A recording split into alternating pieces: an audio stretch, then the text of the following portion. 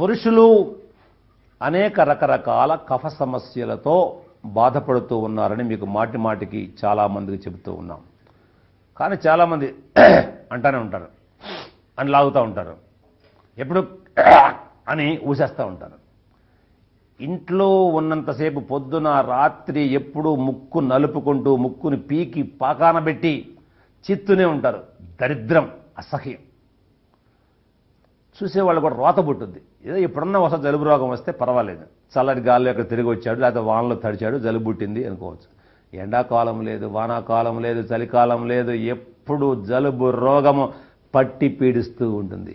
గోళీలు మింగుతూ ఉంటాడు, ఊపిరాడి సావదు, రకరకాల బాధలతో అలమటిస్తూ ఉంటాడే కానీ అయ్యో ఫలానా టీవీలో మంచి మార్గం, ఇంట్లో మార్గం సులభమైనని చెబుతున్నారే, చేద్దాం, బాగుపడదాం, హాయిగా ఆరోగ్యాన్ని కాపాడుకుందాం అని ప్రయత్నం చేయడే.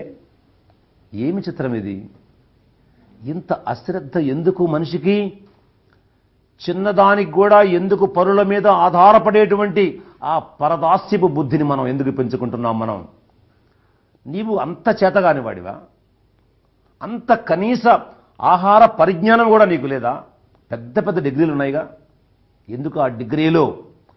నీ జలుబును కూడా నీవు తగ్గించుకోలేనప్పుడు నీ చదువు వ్యర్థమో? ప్రతి చిన్నదానికి గంటల తరబడిపోయి ఆసుపత్రుల్లో క్యూలలో నిలబడి అవసరమున్నా లేకపోయినా అనవసరమైనటువంటి పరీక్షలు చేయించుకొని వేల రూపాయలు ఖర్చు పెట్టి అనవసరమైన మందులు మింగుతూ ఒక రోగానికి ఇంకో రోగం తెచ్చుకోవడం, ఇది తెలివా? ఇది చదువు యొక్క ఫలితమా? ఇది జ్ఞానమా? ఇది మానవుడు ఆచరించవలసినటువంటి కార్యక్రమమా?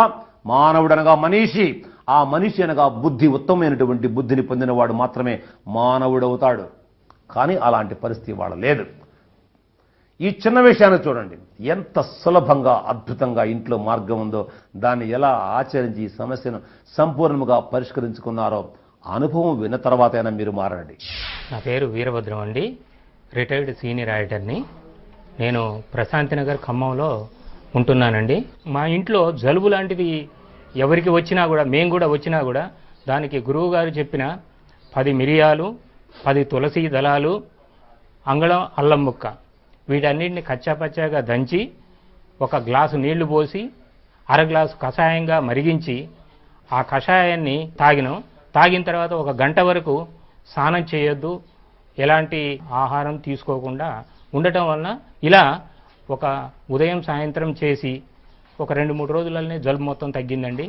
ఇట్లాంటి కార్యక్రమాలు తెలియజేసిన పండిత వేల్చూరు గురువు గారికి, విశ్వనాథం గారికి మరియు శర్మ గారికి నా కృతజ్ఞతలు తెలియజేసుకుంటున్నానండి. అలాగే ఇలాంటివి ప్రసారం చేసిన మా టీవీ వారికి కూడా నా హృదయపూర్వక కృతజ్ఞతలు తెలియజేసుకుంటున్నాను. విన్నారు కదా, ఒక్క 10 తులసి ఆకులు ఎక్కడున్నాయి? ఇంట్లో ఉన్నాయి. 5 మిరియాలు వంటింట్లో ఉన్నాయి. ఒక 2 గ్రాములు అల్లం ముక్క, అది వంట ఇంటిలోనే ఉంది. ఈ 3 కొంచెం చెత్తగొట్టు, ఒక గిన్నెలో పడేయి. అందులో 2 కప్పులు నీళ్లు పోయి, చిన్న మంట మీద 1 కప్పు కషాయం మిగిలే వరకు మరగబెట్టు. మంచి గుమ్మలాడుతూ చాలా సువాసనగా ఉంటుంది. దించి వడపోయి, కప్పు కషాయం తయారయ్యింది. ఈ కప్పు కషాయంలో 1 చెంచా కండ చక్కెర అంటే పటిక బెల్లం పొడి అందులో కలిపి పరగడుపున పొద్దున్నే ఏమీ తినక ముందు, స్నానము కూడా చేయక ముందు చక్కగా నువ్వు ఎంత వేడి తాగగలవో అంత వేడి కొంచెం తాగాలి. ఇది తాగిన తర్వాత 1 గంట వరకు స్నానము చేయకూడదు, మరే పదార్థం తాగకూడదు, తినకూడదు. ఇంతే కథ. సమస్య ఎక్కువగా ఉన్నవాళ్ళు సాయంత్రం పూట కూడా తీసుకోవచ్చు. ఇంతే వాళ్ళు చేసింది. ఇప్పుడు చెప్పింది మీకు ఇది.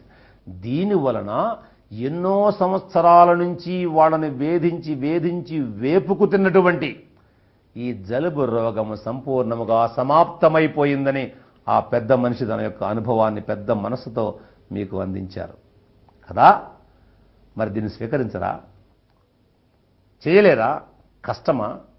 ఒక్క 5 నిమిషాల పని, 5 నిమిషాల కష్టంతో సంపూర్ణ జీవితానికి రక్షణ, సుఖము, సంతోషము నీ చెంత ఉన్నది. నీ కష్టముతో మాత్రమే నీకు సుఖము కలుగుతున్నది. పరుల కష్టముతో నీకు సుఖము రాదు. పరుల మీద ఆధారపడకో, నీ కాళ్ల మీద నీవు ఆధారపడు. ఎంత సులభమైనటువంటి యోగం ఇది. ఇలాంటివి ఎన్ని ఉన్నాయి మన ఇంట్లో. శతకోటి యోగాలు మీకు చెప్పాను. సొంటి బెల్లం, సొంటి కరక్కాయ బెల్లం లేకపోతే సొంటి 50 గ్రాములు, కరక్కాయ 50 గ్రాములు, బెల్లం 100 గ్రాములు కలిపి దంచి ముద్ద చేసి అంతంత ముద్ద తిను. 5 గ్రాముల ముద్ద, దుమ్ము లేచిపోతుంది. జలుబు కానీ, దగ్గు కానీ, దమ్ము రోగం, ఆస్తమా ఇట్లాంటి రోగాలు మొత్తం నాశనం అయిపోతాయి. కఫం ఎప్పుడైతే అణిగి మణిగి సమస్థితికి చేరుతుందో రోగం ఎక్కడి నుంచి వస్తుంది నీకు? వాతం, పిత్తం, కఫం 3 సమస్థాయికి వచ్చేస్తుంది. సొంటి వల్ల, కరక్కాయ వల్ల, బెల్లం వల్ల. ఇట్లా ఎన్నో మార్గాలు కళ్ళ ముందు ఉన్నాయి. కానీ మనలో అశ్రద్ధ నిండుగా ఉండటం వల్ల నష్టపోతూ ఉన్నాం. అలాంటి అశ్రద్ధను మీరు విడిచిపెట్టి ప్రత్యక్షంగా చెప్పేటువంటి అనుభవాలను నమ్మి, నమ్మలేకపోతే వాళ్ళు ఇచ్చే చిరునామాకు వెళ్ళి వాళ్ళను చూసి వాళ్ళతో మాట్లాడి నిజమా అబద్ధమా అని మీరు కనుక్కొని మీరు వాడాలని, బాగుపడాలని, ఆ తర్వాత మీరు మళ్ళీ ఇతరులకు ప్రచారం చేయాలని మీ అందరినీ కోరుతూ మరికొన్ని నిమిషాల్లో మనం ఒక అద్భుతమైన ఆహార ఔషధాన్ని మనం తయారు చేసి చూద్దాం. సిద్ధంగా ఉండండి.